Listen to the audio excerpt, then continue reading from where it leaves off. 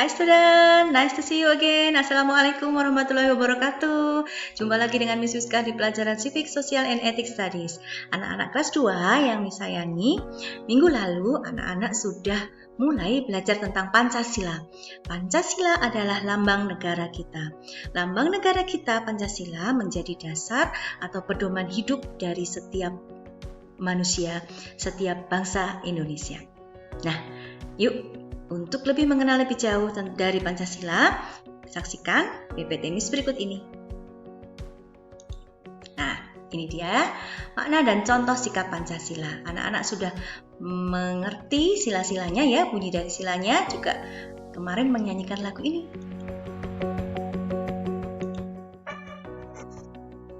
Ya, Garuda Pancasila.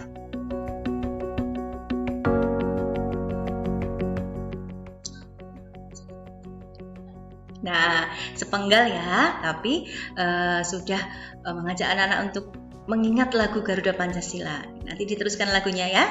Nah, sekarang kita akan mengenal tentang pengamalannya atau sikapnya atau perbuatannya yang sesuai dengan sila dari setiap sila Pancasila. Sila pertama yang berhubungan dengan ketuhanan. Nah, kata kuncinya adalah Tuhan. Ya, kedua adalah kemanusiaan, kata kuncinya adalah manusia, atau kemanusiaan itu sikap yang saling menyayangi gitu. Yang ketiga, persatuan, kata kuncinya lagi adalah persatuan Indonesia, persatuan ya. Keempat, kerakyatan yang dipimpin oleh hikmah, kebijaksanaan dalam permusyawaratan perwakilan, permusyawaratan. Dari kata permusyawaratan kita ambil kata kunci musyawarah. Musyawarah itu berdiskusi. Kemudian sila kelima, keadilan sosial. Kita ambil kata kuncinya yaitu keadilan atau adil. Nah, ini dia penjabaran persilanya. Oke. Nih, gambar apa? Gambar anak sedang melaksanakan ibadah sholat, ya kan? Nah, kemudian berikutnya adalah mengaji Al-Quran, tadarus bersama. Ini dia, selanjutnya adalah lambangnya ya. Lambang dari sila pertama yaitu apa? Yaitu apa anak-anak? Ya, bintang emas. Ada berapa sudut di sini? 1, 2, 3, 4, dan 5. Nah, ini dia. Sila pertama, ketuhanan yang Maha Esa, makna atau artinya bintang adalah cahaya.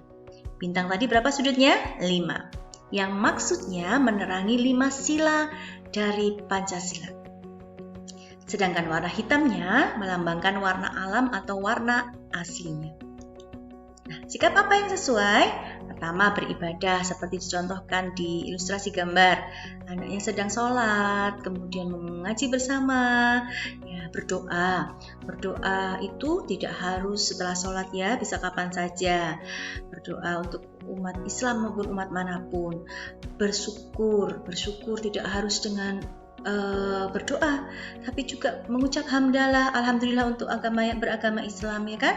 Dan dimanapun dia berada, bersyukur atas apa yang sudah dipunyai, bersyukur punya orang tua yang baik, bersyukur bisa bersekolah di sekolah yang baik tentunya, dan lain sebagainya.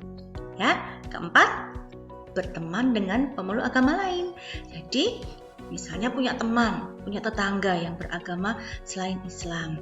Nah, nggak mau aku berteman soalnya dia agamanya bukan Islam gitu ya.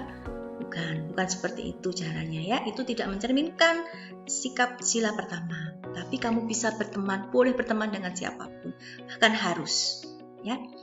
Kemudian kelima adalah menghormati teman saat beribadah. Kalau ada temanmu misalnya beragama Nasrani mau pergi ke gereja, sedangkan anak-anak kamu diajak teman-temanmu untuk sepak bola aja yuk.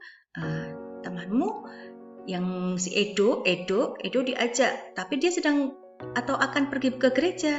Kita tidak boleh memaksakan harus ikut main sepak bola ya, gitu. Itu namanya menghormati. Selanjutnya adalah, ini adalah lambang dari sila 2. Sila kedua Pancasila adalah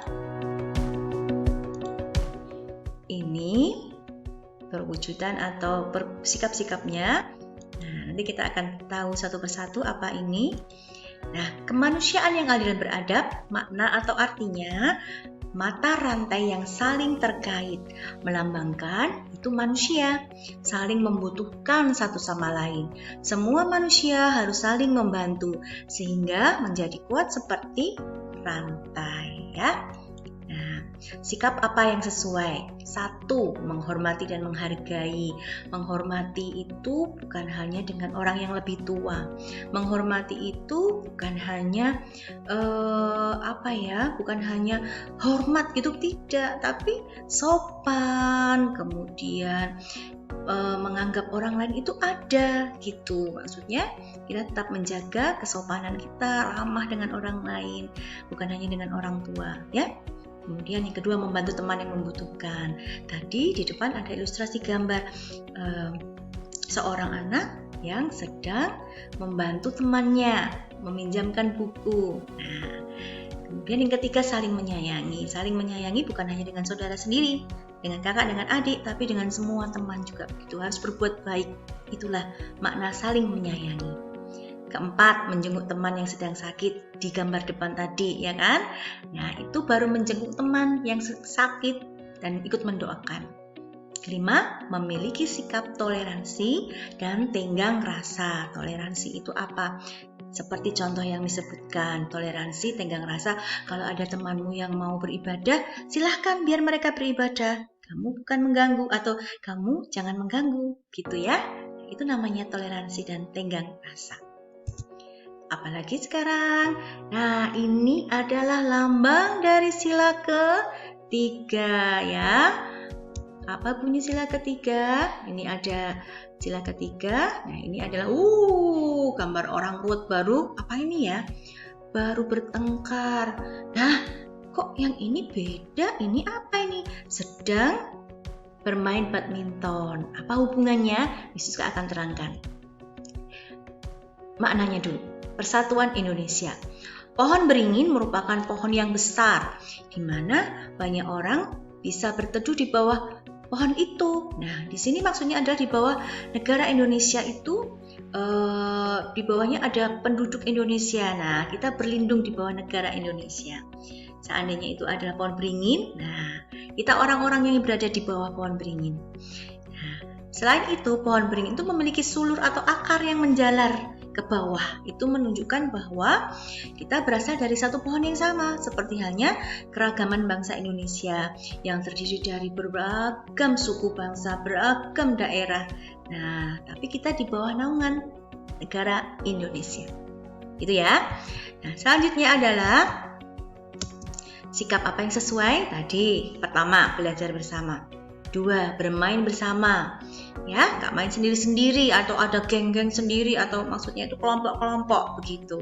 Ketiga, tidak mementingkan diri sendiri. Ya, kamu nggak boleh memaksakan. Kalau kamu mau bermain bola tapi temanmu tidak, ya jangan memaksa. Itu. Keempat, tidak mengganggu dan bertengkar dengan teman dengan sengaja, ya. Gitu ya. Kelima, tidak sombong. Nah, hubungannya apa dengan yang gambar pertama tadi ya, yang ada bertengkar ya. Bertengkar ini ada ya, tidak mementingkan diri sendiri, tidak egois, tidak bertengkar. Tapi dengan yang gambar bermain itu badminton, nah, menunjukkan bahwa itu persatuan, wujud dari rasa cinta tanah air, membela negara di negeri orang, kemudian bertanding dan memenangkan. Memenangkan ataupun tidak, itu sudah mewakili bangsa Indonesia, mengharumkan nama bangsa Indonesia.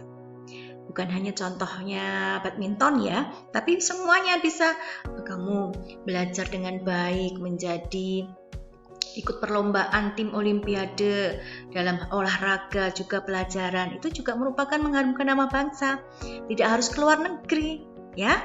Nah, pertandingan antar sekolah itu juga merupakan wujud dari membela negara, ya, gitu. Oke, selanjutnya adalah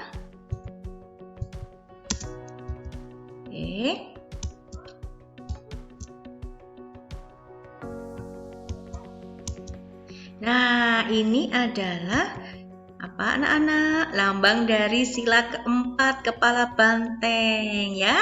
Dasar atau ya lambang kepala banteng ada di dasar yang warna merah. Begitu. Sila keempat ini adalah jenis perbuatannya atau apa? Sedang ngapain ini? Berdiskusi, bermusyawarah ya. Yang kemudian di sini ada gambar pemilihan presiden nih. Pemilihan presiden ini adalah ilustrasinya ya. Nah, ada kursi-kursi itu artinya kedudukan. Kemudian orang yang sedang memasukkan di kotak suara, ini surat suara namanya ya. Anak-anak akan ikut pilihan presiden ataupun pilihan yang lain setelah berusia di atas 17 tahun ya, berusia 17 tahun. Nah, begitu. Kerakyatan yang dipimpin oleh hikmat kebijaksanaan dalam permusyawaratan perwakilan. Maknanya, kepala banteng tadi merupakan hewan sosial. Banteng itu kan hewan yang suka berkumpul. Nah, seperti halnya musyawarah, di mana orang harus berkumpul mendiskusikan tentang sesuatu apapun. Orangnya siapa, Miss? Siapa saja. Kalau kamu di kelas, berarti berkumpul dengan teman-teman. Kalau ayah di kantor, berarti berkumpul dengan teman-temannya ayah di kantor.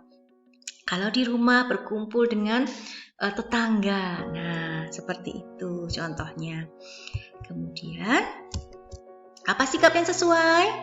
1. Bermusyawarah atau berdiskusi. Nah, itu ya. Kemudian kedua, menghargai pendapat orang lain. Ketiga, menghargai hasil diskusi. Nah, kalau rapat terus menentukan atau menyimpulkan, rapatnya kesimpulannya adalah ini. Besok kita rapat mau pergi kemana sama ayah sama ibu. Kemudian kesimpulannya adalah besok perginya ke pantai ya. Ya, kamu kalau nggak senang ke pantai tapi karena sudah keputusan bersama harus ikhlas, harus rela untuk menerima keputusan tadi. Oke? Nah, keempat adalah berani bertanya dan menyampaikan pendapat. Jadi jangan diam aja gitu. Ya, kelima melaksanakan pemilihan ketua kelas. Itu contohnya. Oke, lanjut. Adalah sila kelima. Sila kelima lambangnya adalah padi dan kapas. Ini lambang padi, ini adalah lambang kapas. Nah, ini adalah perbuatannya. Ngapain? Yaitu orang sedang kerja bakti ya, membersihkan sampah, membersihkan lingkungan. Dan ini ngapain ini? Ini adalah peduli kasih. Oh ya, ini adalah penggalangan dana yang dilakukan oleh sekelompok komunitas namanya, misalnya dari kantornya ayah, dari kantornya ibu, dari sekolah menggalang dana, dikumpulkan uangnya untuk membantu korban bencana alam, korban tanah longsor, bencana alamnya contohnya, atau kebanjiran dan sebagainya. Itu dia ya. Jadi padi dan kapas itu merupakan kebutuhan dasar ya kan? Padi jadi beras, beras jadi nasi. Kapas itu dipintal jadi kain dan kainnya digunakan untuk bikin baju. Itu kan kebutuhan dasar kita harus punya itu, punya pakaian, harus bisa makan, itu adalah kebutuhan dasar. Setiap manusia yakni pangan dan sandang sebagai syarat utama untuk mencapai kemakmuran. Kemakmuran itu ya makmur itu mempunyai bisa memenuhi kebutuhan, itu namanya makmur. Nah, ini ya sikap yang sesuai tadi, adil terhadap semua orang, tidak memilih-milih teman, itu adil. Kalau berteman, aku maunya sama dia aja, nggak mau sama Nisa, aku maunya sama Edo. Nah, tidak ya. 3, menyeimbangkan antara hak dan kewajiban. Kamu punya hak dan kewajiban masing-masing setiap orang. Ya, ini nanti akan jelaskan lebih jauh nomor 3. Keempat, tidak melanggar hak orang lain. Kelima adalah hidup hemat dan saling gotong royong. Oke, anak-anak, Miss rasa itu dulu yang Miss jelaskan kali ini. Nah, kita akan jumpa lagi pada pelajaran berikutnya, pada penjelasan berikutnya. Terima kasih. Wassalamualaikum warahmatullahi wabarakatuh.